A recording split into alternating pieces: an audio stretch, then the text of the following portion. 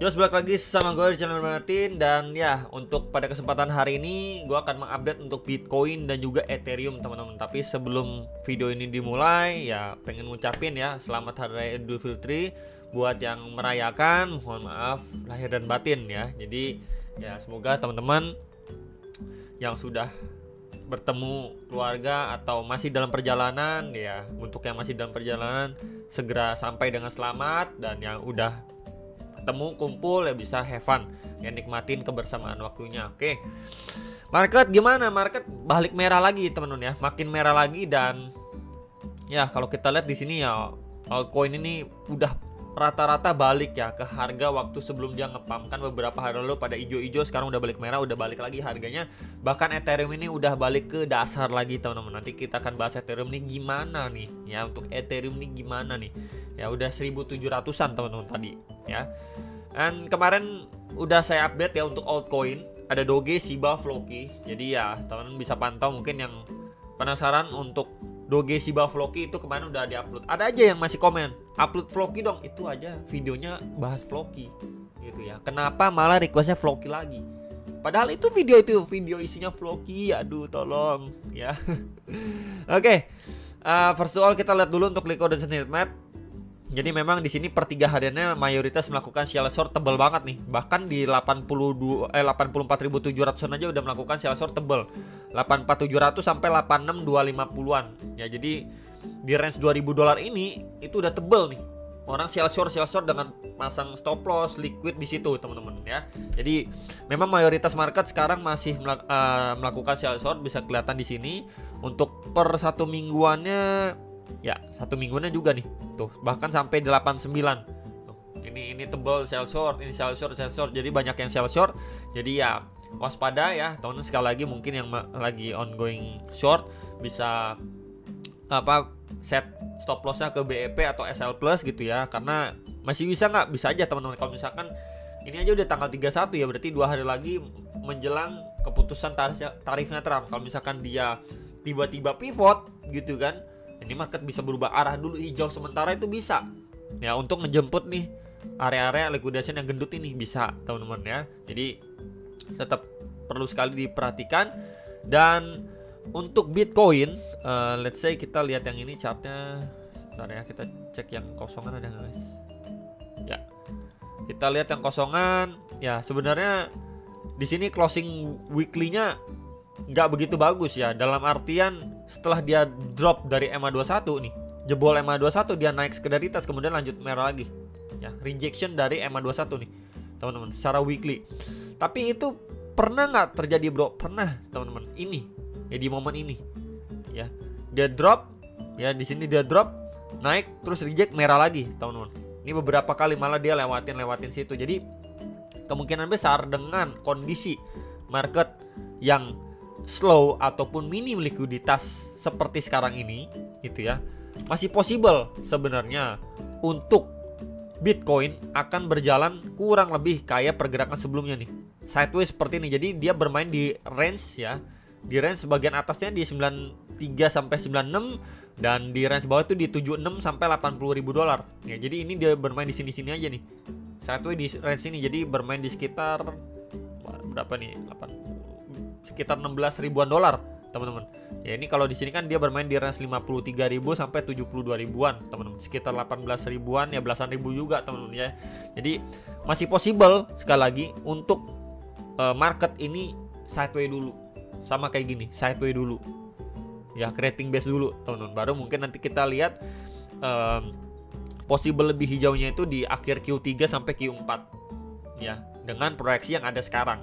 Tapi nggak menutup kemungkinan kalau ada kebijakan yang berubah dan lain sebagainya, market malah comeback hijau. Bisa nggak? Bisa ya. So far kalau memang kita lihat secara weekly, memang kita ambil dari Fibo ya, swing low di sini sampai ATH-nya, dan so far dia masih ketahan loh ya di 0,5 nih di Fibo atau di retracement 0,5. Dan overallnya memang dia masih bikin ini low dan potensi higher low, ini high dia masih bikin higher high gitu. Jadi memang ini part of correction, part of retracement, dan harapannya kurang lebih kayak gini ya. Ketika dia udah mendapatkan retracement, dia going up, adanya retracement dia untuk going up lagi, bikin higher high baru ya.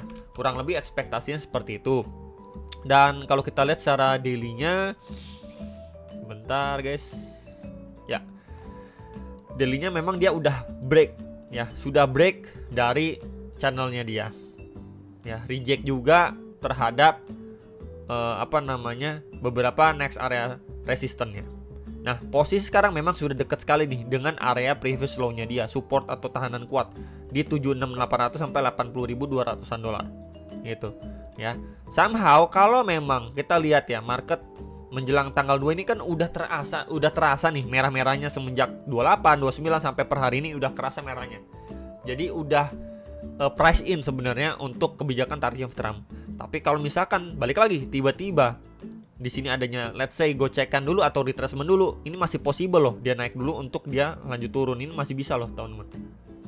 Ya, mungkin sekedar retest aja terhadap trendline resistance ini. Ini kalau saya adjust ya, trendline resistance plus juga EMA21. Jadi let's say di sekitar 85 sampai 86 dia naik cuman sekedar retest aja before dia lanjut turun, ini masih possible ya untuk diantisipasi sama kita semua gitu menjelang tanggal 2. Karena ya secara harga sebenarnya ini udah price in teman-teman. Nih, harga udah price in gitu, udah merah-merah. Jadi efeknya itu udah terasa duluan. Tinggal nanti eksekusinya seperti apa di tanggal 2. Minimal kalau misalkan kita lihat di time frame 4 jam gimana nih secara hourly. Ya sebenarnya secara hourly di sini kita lihat ya beberapa tahanan yang kemarin saya mention juga ini udah dibablas, teman-teman nih. Low point ini udah di take out, udah diambil ya. Even ini low point yang kita lihat secara internal juga sudah diambil. Walaupun kita lihat di sini next bawahnya ini belum diambil tuh. Ya, belum kesentuh, belum diambil sama pergerakan Bitcoin. Nah, so far setelah kita lihat di sini ya adanya liquidation grab, maka expect secara short termnya kalau dia mengalami pemantulan dulu, at least dia testing retest area ini time frame 4 jam nih. Ya, SNR sebelumnya plus EMA21 di sekitar 83.100 sampai 83.562 dolar. Ya, baru nanti kita lihat reaksinya.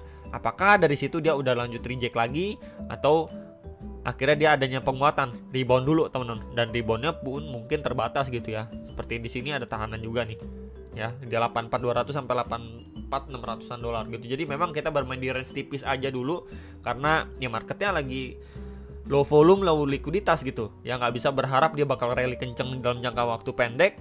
Ya kecuali memang ada perubahan atau pivot dari kebijakan Trump, itu aja sih sebenarnya concernnya untuk saat ini untuk si Bitcoin. Dan ya, kalau misalkan pun kita lihat dia mengalami retracement, kita ambil high ke low point yang terakhir, kemudian kita gunakan 0,5 sampai 0,3-nya, dan ya setidaknya even sampai box merah kedua aja ini udah masih tergolong lumayan lah secara short termnya gitu. Mungkin dia naik seperti ini before dia lanjut reject lagi teman-teman.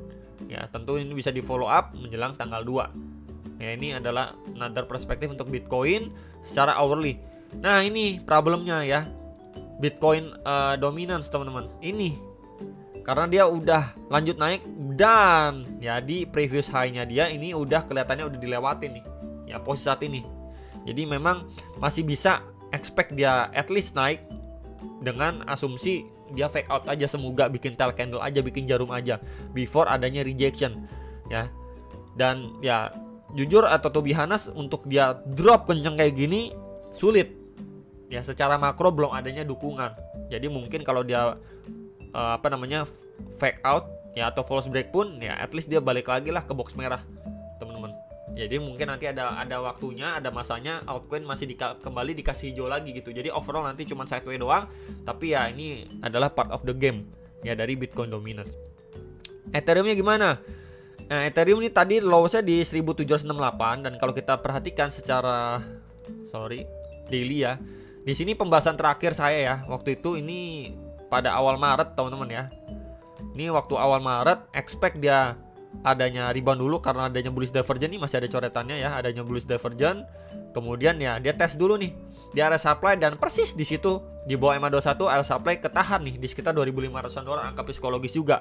Di situ waktu itu ada pengumuman ya dari Trump mengenai reserve crypto, dan terakhir baru disebut Ethereum juga. Makanya Ethereum akhirnya dia pump juga, cuman ya nggak lama dia drop lagi teman-teman. Sangat-sangat disayangkan ya. Kurang lebih sama lah seperti kebanyakan kripto. Nah, sekarang ini kan kita ada saya marking ini teman-teman ya, SNR strong sebelumnya ya di level bentar ya, di level 2100 sampai 2200 dolar, dimana sebelumnya ini mampu menciptakan SNR pada pergerakan Ethereum sebelumnya. Dan Ethereum cuma naik sekedar retest kemudian lanjut turun nih. Jadi di sini malah ada bearish engulfing gitu. Jadi kondisi dari Ethereum ini bisa dibilang sangat-sangat tidak baik saja secara weekly. Dan ya ini harus bersiap ya teman-teman, ini menjadi next target untuk si Ethereum ketika market memang masih dikasih merah teman-teman. Di sini adanya order block lagi di level 1500 sampai 1665 ya, untuk yang nanya next area untuk si Ethereum. Ini sekali lagi bisa diperhatikan ya. Dan ya kondisi yang seperti ini mungkin kita bisa lebih bersabar ya untuk holder Ethereum, dan mungkin bisa selalu dipantau saja untuk beberapa next area target, order block atau support yang bisa mungkin teman-teman yang masih percaya dan ingin DCA pada Ethereum ya bisa pantau di 1500-an, 1600-an, even di 1100, 1200 teman-teman. Ya itu bisa di beberapa area pantauan lah. Tapi ya selama balik lagi ya, selama memang SNR krusial ini belum mampu di flip kembali sama Ethereum, ya Ethereum akan bermain di range bawah ini. Ya. Itu dulu sih teman-teman untuk Ethereum sebenarnya, karena pergerakannya masih lemes kayak gini. Dan kalau kita lihat secara daily, ya dailynya bahkan udah balik lagi nih ke lowest price-nya. Kalau misalkan kita lihat si bentar ya, Bitcoin ini kan kita lihat nih lowest price-nya di 76. Ya di sini nih tuh. Even Bitcoin aja masih di atas loh. Ini Ethereum udah balik lagi guys ke bawah gitu. Jadi memang secara ini Ethereum itu jauh di bawah Bitcoin ya untuk dominasi saat ini. Dan ya perlu sekali juga dilihat ya, di sini kan ada low point sebelumnya. Ya mungkin bisa adanya fake out dulu teman-teman ya.